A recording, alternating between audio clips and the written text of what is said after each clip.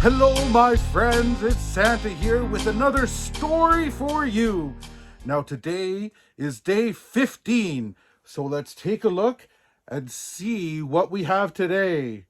Oh, door number 15. Oh, it's actually a door. Oh, isn't that adorable? Oh my goodness. Today's story is one of Santa's absolute favorites. It's The Wizard of Oz.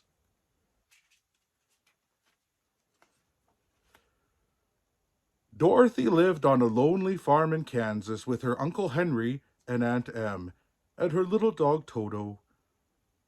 One day the wind began to howl. "It's a whirlwind!" cried Aunt Em. "Everyone to the cellar!" But Toto had dashed for cover under the bed. The wind blew harder and harder until suddenly it spun the house into the air. The house sailed through the sky and landed with a bump. Dorothy poked her head outside and saw some friendly faces. "Welcome to Oz. Please, how do I get home?" she asked. "You need to see the wizard," said a woman. "He lives in Emerald City at the end of the yellow brick road." And she gave Dorothy a pair of sparkling silver shoes for the journey.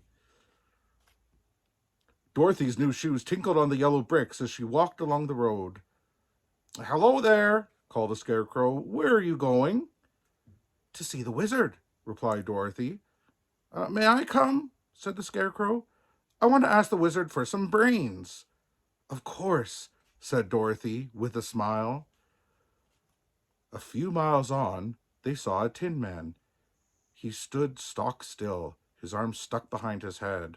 "Help!" he grunted. "I've rusted up." Dorothy picked up an oil can and trickled oil onto his stiff joints. "We're on our way to see the wizard," she said. "Well, I'll come," said the Tin Man. "I want to ask the wizard for a heart." They had barely set off again when a lion leaped out at them with a terrible roar. "Ruff!" barked Toto. "Oh!" yelped the lion. "Don't hurt me." "I heard you talking about the wizard, and I want him to make me brave. Please, please, please let me come with you."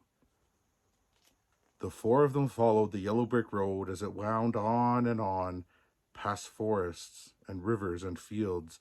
At last they came to a city of glimmering emeralds. A gatekeeper gave them each a pair of green glasses and led them to the wizard's palace. "I'll help you if you help me," said the wizard. "Kill the wicked witch and I'll reward you."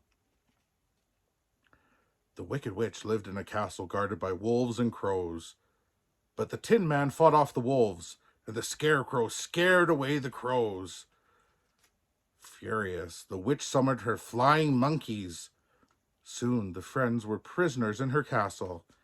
"Now you're my slaves," she crackled. "Get to work." But then the witch noticed Dorothy's beautiful silver shoes. "I want those shoes," thought the witch. She waited until Dorothy was fetching a pail of water. Then she pushed her and pounced. Dorothy was so annoyed she threw the water all over the witch, and at once the witch melted away into a puddle. "She's gone," cried Dorothy, quickly putting on her shoes. "We can claim our rewards." The wizard's rewards were rather strange. First, he gave the Scarecrow a handful of pins. "Now I'm as sharp as a pin." And he gave the Tin Man a heart-shaped cushion. And for the lion, there was a bottle marked courage. Last of all, the wizard showed Dorothy a hot air balloon. "I'll fly you home," he said.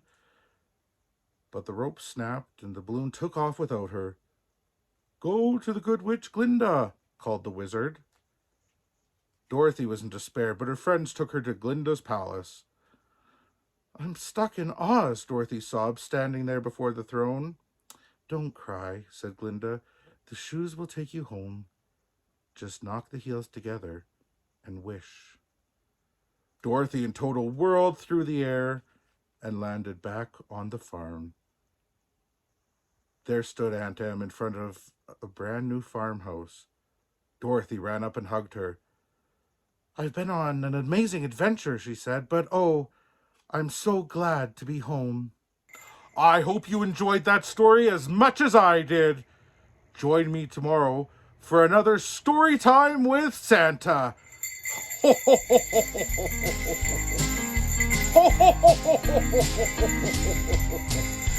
Merry Christmas!